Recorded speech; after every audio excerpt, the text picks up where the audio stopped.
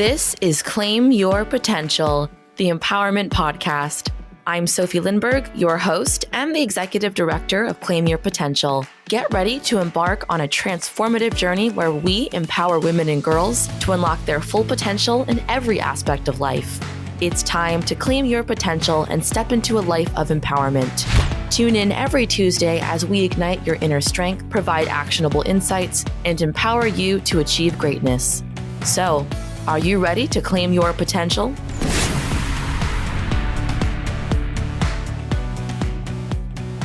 Hello, everyone, and welcome back to Claim Your Potential, the Empowerment Podcast.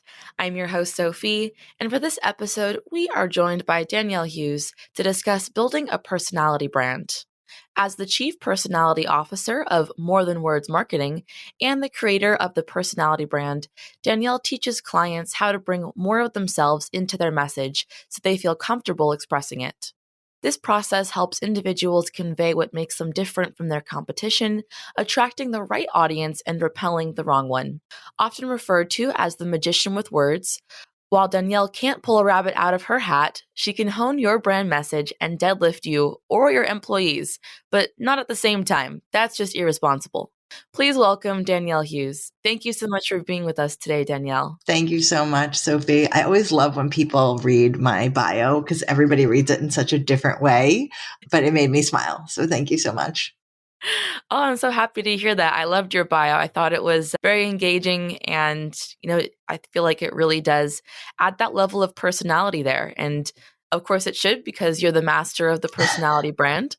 And I would love to start our episode with hearing about what inspired you to want to help others develop their personality brand.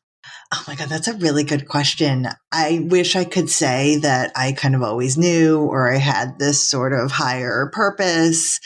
It just was an evolution of my business and I think my career. So I've spent the majority of my career in copywriting and branding.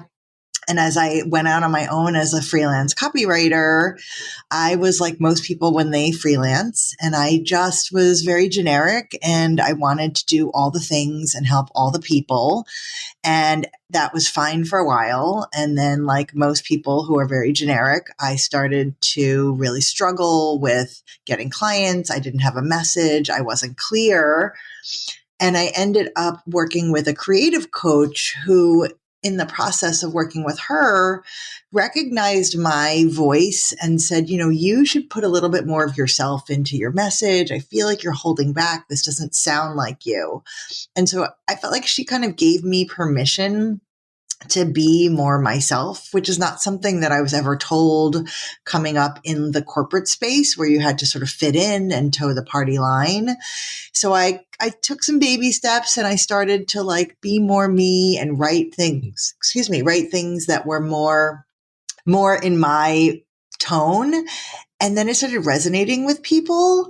And then I wrote a blog post about the difference between personal brand and personality brand, which to me was just going to be like a one-off thing about personal is private. So why are we sharing everything with the world? But our personality is who we are.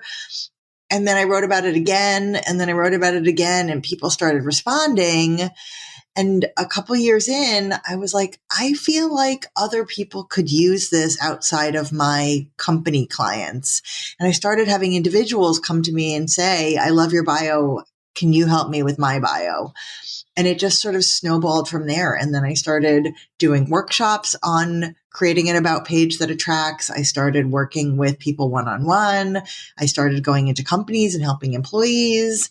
And it's just become my passion to help people be more themselves and be much more comfortable expressing that in the workplace. And it just makes me so happy to see people completely transform when they change their bio to something that feels very genuine to them. Yeah. And thank you so much for sharing your journey. And I think about at least a lot of the women that we work with, and we actually have a Build Your Elevator Pitch workshop coming up. And the reason that we decided to do that workshop was for a very similar reasoning with a lot of the time we don't know how to market ourselves. Mm-hmm. And especially we do not know how to market ourselves in a way that, isn't corporate, that isn't like a robot, because people want to see that the genuineness in our brand and in how we, come across to the world. And so I think that, what you're doing and the way that you're doing it is so incredible, and making sure that especially, women are able to get there and are able to have that, that personality brand, that bio, that statement about themselves that reflects not just what they do and their expertise, but who they are as a person, their tone. And I know that you mentioned that you have done writing on the difference between a personal brand and a personality brand. But for context for our listeners, what is the difference between a personal brand and a personality brand? So to me, personal brand is an all or nothing game, right? You're sharing everything about you with everyone. There's no boundaries and there's no limitations. But with personality brand, your personality is who you are. It's always on display, but we dial it up and we dial it down depending on who we're interacting with. So, your friends and family are going to get tons of your personality. If you go to the coffee shop or you're talking to the person that delivers your mail, they might get a little bit less of it.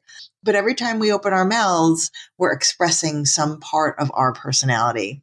And so to me, personality brand puts you in the driver's seat of what you want to show to the world in order to make that connection, and then what stays private.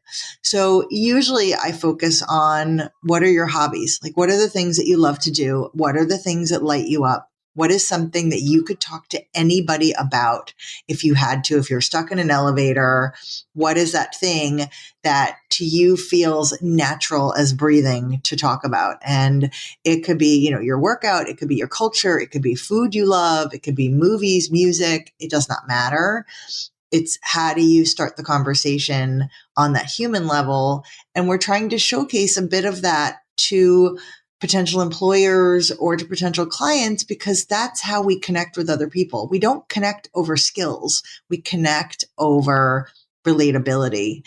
And that to me is the biggest piece that's missing right now, especially with virtual work, is that everything is about the work, and we are missing that opportunity to just kind of go into a coworker's office and learn about them, or have lunch, or go to happy hour.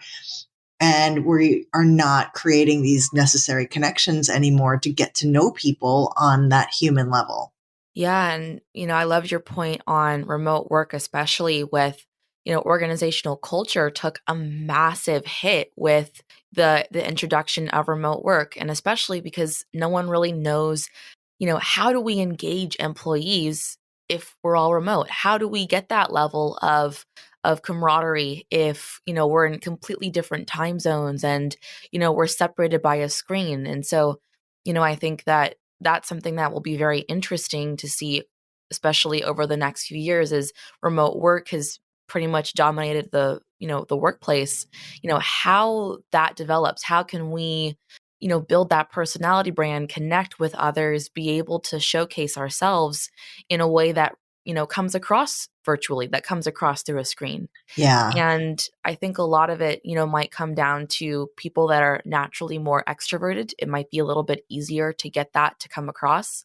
And I was thinking about, as you were talking, what does it look like for introverts? What does personality branding look like for those that aren't as talkative or aren't as, willing to step outside their comfort zone and meet new people? What does that look like for our introverts? So that's the beauty of it, is that it's in control of the person. So if you're an introvert, if you're an extrovert, it doesn't really matter. You're still figuring out the thing that you're willing to share. And I have a ton of clients that are self-described introverts or are shy, but there is that thing that they will love and love to talk about, and are so happy to share that with anybody they meet. So it's figuring out, what is that thing? Is it, that you're a big voracious reader and you like to read certain books? Are you really into like comics? Are you a Star Wars person? Are you a knitter? Do you do yoga? It does not matter. It's what is that thing that you're willing to share? And some people are like, oh my God, I have 900 things and I could talk about all of them. And other people are like, I never really thought about it, but I actually really love blank. And that is the thing that I'm willing to share. And, with virtual work, if you don't blur your background and there's something in your background that could be useful to start a conversation, a lot of this for me and for my clients is how do you start the conversation on something that isn't just about work? And how do we get comfortable? Because if you're just kind of like shooting the breeze with someone that you meet, because you can get into like, oh, I see you have this photo behind you, or this flag, or I see this pennant of this sports team. And now we can just kind of talk like people. Then you're super comfortable. By the time you get into the work stuff, you almost forgot that it's a work related call and everybody's relaxed and you're feeling more confident and more comfortable. And you've now just connected on a different level. And you're going to just be more memorable to that person and more fleshed out as a human and not just a worker or your job title. Yeah, and I used to have this Zoom background, and it was a pretty large library as the background, and I always did it as a conversation starter because I would go into every meeting and people would always ask me, "Wait, Sophie, are you at a library right now? Wait, that's a beautiful library. Why are you at a library during work? I'm so confused." And we would just have this, this funny, back and forth, and then I'd go, "No, no, no, it's a Zoom background." And then, very same thing there, where as soon as we started talking about work, it was already a relaxed environment. We already had a little bit Mm-hmm. of a laugh together. And it's something as simple as doing that that really can, build that rapport and have that opportunity to showcase who you are, whether it's a Zoom background or it's, the coffee mug you're drinking from during the Mm-hmm. meeting. Maybe it has the school you went to on it, the university you went to on it, or, maybe as you said, there's something in the background, or, your cat walks into the Yes. backdrop, and, Uh-huh. things like that. I think we often neglect the power that has when, you're able to have a conversation on something beyond just, hey, did you get the project done? So, thank you for sharing that. And I think that especially for introverts, those that might not want to, always, those that might not want to get the conversation started, I think that's another tool that they can use, is just to have something that someone can ask them about in the background, or, Yes. or just have that thing that you're like, oh, I would just love to talk about this. And if it comes up, I'll totally say something. And so thank you so much for sharing that. Sure. And as we're talking about, personality brands, and for those that might already have a general sense of what this looks like for them, do you have any tips for someone wanting to further develop their brand and really take it to the next level? Yeah, I mean, and I'd love to just quickly clarify and remind people, because I get the question all the time, like about, I want to be professional. And so I can't put anything of myself into my bio because that's not professional. And I think so many of us confuse the word professional for formal or conservative or traditional, when really professional just means being a good worker, right? Delivering the work that you say you're going to deliver, coming to meetings on time, being respectful to the people that you work with. And that personality piece is really the friendliness and the humanity and asking people about their weekend and just getting to know them. So there is a way to be more warm in context and still be professional. So I just wanted to put that out there, because that is almost the number one question that I get from people, because they're afraid. They're afraid that if they show a little bit of themselves, that they'll be seen as not professional. And really, you're just seen as friendly and human. But as far as steps for developing your brand, what's interesting to me that I have found out is that so many people, how you practice this hobby or this thing that you love is almost always super similar to how you perform your job. So I'll give you an example. I had a client who is a healthcare copywriter, and she's also a bird watcher. So when we think about what goes into bird watching, you have to be super patient, right? Because you could be sitting there for hours waiting for the birds to show up or waiting for them to do anything. You have to do a lot of research because you have to know where they're going to be or what you're looking for. And you have to be really detail oriented because the littlest things on their wings or on their beak or whatever could mean the difference between one bird and another bird. And so if you are someone who works in the healthcare space, right, you have to be very detail oriented because you have to be really careful not to misrepresent something. You have to be super patient because you're probably combing through very technical or jargony language. And you need to do your research because, again, you need to understand what you're saying and make sure that you're portraying that in the correct way to your audience. So it's 100% the same thing. And so marrying those two things and talking about how I see my job as a writer, very similar to how I practice bird watching, it's an interesting way to give a glimpse into somebody's brain. It makes them more memorable and it makes them more interesting. So for people out there, maybe start thinking about how the hobby or the passion that you have, how do you kind of perform that or how do you go about that or what is your mindset about that? And does that in any way relate to how you perform or think about your job? Yeah. And I think that, a lot of the time when we talk about even resume building, we think that we need to focus on those professional experiences when really, of course, focus on those, but also Mm-hmm. have space to put down.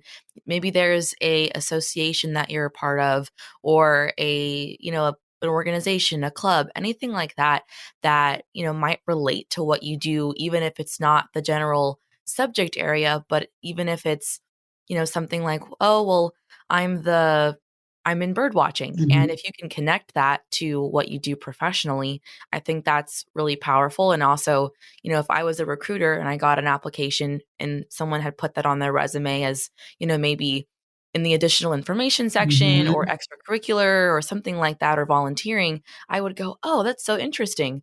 Oh, I love how they just connected it to this role. Oh, that's fascinating to me. I want to meet this person. And Exactly. exactly. And I love that you said that because I think that a lot of the time, especially what you said earlier with being professional, we confuse that for being formal and we confuse it for being boring. And it's, Mm, you know, as someone that recruits people as part of my organization, I never want to hire anyone that is so formal, I can't tell who they are as a person because exactly. you're not just hiring their expertise, you're hiring the person. Correct. Because skills can be taught, but culture fit can't be taught. And that's the more important piece is like, does this person fit in with the company's values? Will they fit in with the team? Do they have that missing piece that you're looking for?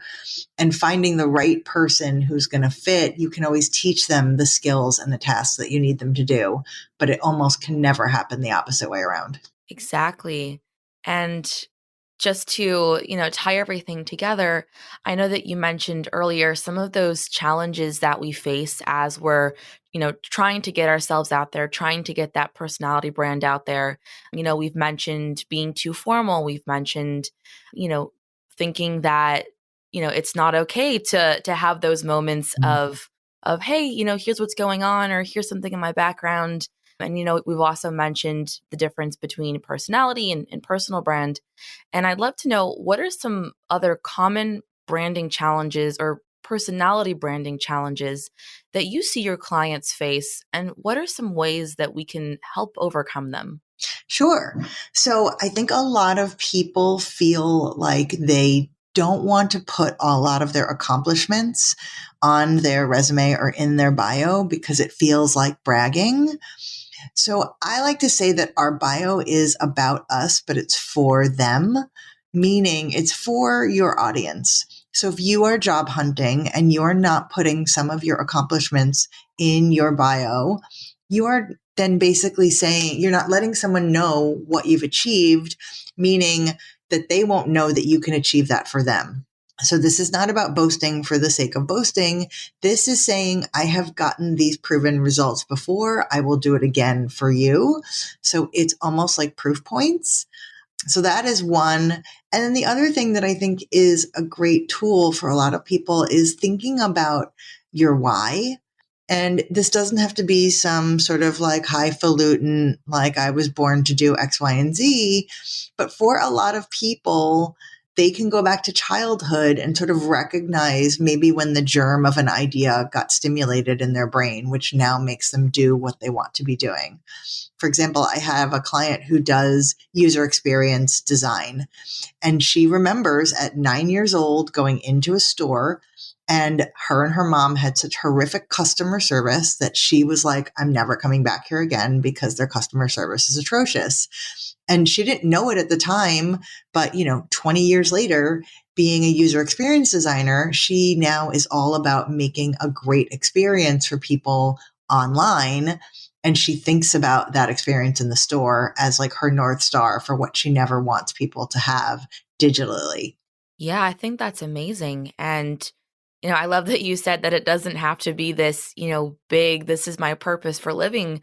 Why? But just that where that seed was planted, where that moment was where you were like, yeah, I want to do something that can, maybe fix this problem. Mhm. Maybe, you had an annoyance with customer service, or maybe you had, something that happened at that level, at that more, micro level that you were like, hey, I don't want people to deal with this. It's just annoying, wasn't fun. Mm. What can I do? And I think a lot of the time when we, craft our personality brand, or at least, going back to personal brand where we're putting everything out there, a lot of the time we think that we need this, this big existential why of, oh, I'm, on this planet to help people. That's all I want to do with my job, all I want to do with my life.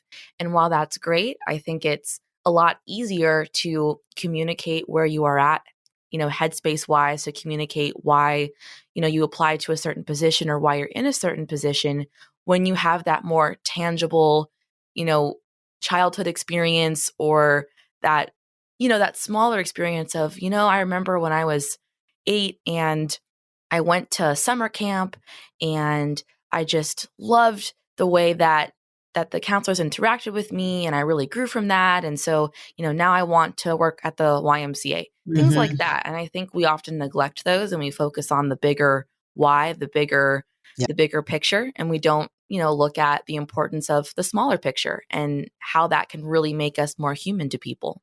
agreed. And I think your why can be your why right now. Especially for younger women, or like young girls, like coming out of school or in your first few years of a job. You don't know where you're going to go in 5, 10, 15, 20 years. Like it's not, the jobs that I have now didn't even exist when I graduated college.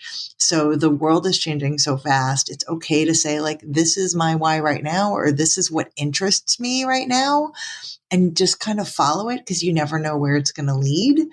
You know, I don't I don't know what my why is, but like right now, the thing that I love to do is helping people be more themselves. Is that my why? I don't know, but it's certainly something that makes me get up in the morning and be excited about going to work. And that could change in a few years, and my why might be something else. And I have to leave myself open to that because it's going to be organic. Absolutely. And to wrap everything up, I'd love to know, what is one thing that our listeners should take away from this episode? I want them to take away the fact that I realize that this seems scary for a lot of people, but that it is actually the most freeing thing if you can just share a little bit of yourself in the professional space. It is beyond transformative. It's not just about your bio on the page. I have seen the way people sit up more or smile more when they introduce themselves, because what they have feels so much more them than what they had. And so I just hope that they're willing to take the baby step of just including a little something, and then they can kind of see how it goes from there. And if they feel like they want to add more and then add more and add more, that's great. For some people, they're like, this is going to be it for me. And that's also great. But give people something to grab onto that is not just all about you professionally. Yes. Thank you so much for sharing that, Danielle. I think that's such a fantastic, piece of advice to leave everyone with. And I'd love to know, where can our listeners connect with you? Sure. So they can come to my website, which is morethanwordscopy.com. copywriter.com. I have a newsletter that goes out every other week, and I promise you it will never give you 5 things or 3 ways or 10 anything. It is much more just sort of my view on message and different ways to interpret message and marketing and bringing more of your personality into yourself and in a really fun way. Amazing. All right. You hear that, everyone? Go check out Danielle's website. And again, thank you so much for coming on to the podcast, Danielle. It's been such an amazing pleasure. Thank you so much, Sofie. Same. That brings us to the end of another empowering episode on Claim Your Potential, the Empowerment Podcast. Thanks for listening. If you've enjoyed our show and want to learn more about the work we do, you can visit our website, claimyourpotential.org. There, you can access our tools and workbooks, sign up for workshops, join our mentorship program, listen to previous and future episodes, donate to support our cause, and find out how you can get involved. For even more inspiring content, follow us on Instagram and Facebook at Claim Potential, where we share inspiration, educational resources, episode and program announcements, and other content designed to help you reach your full potential. Your support means the world to us, and a free way to support our show is by leaving a rating and review on the podcast streaming platform of your choice. Your feedback helps us grow and reach even more people with our empowering message. If you're unsure of how to do this, head over to our website's Leave a Review page for step-by-step instructions. Thank you to each and every one of you for being a part of this empowering community. Tune in next time as we continue our journey of learning and discover even more ways to claim your potential. Until then, remember that you have the power to create the life you desire. Keep striving and keep growing.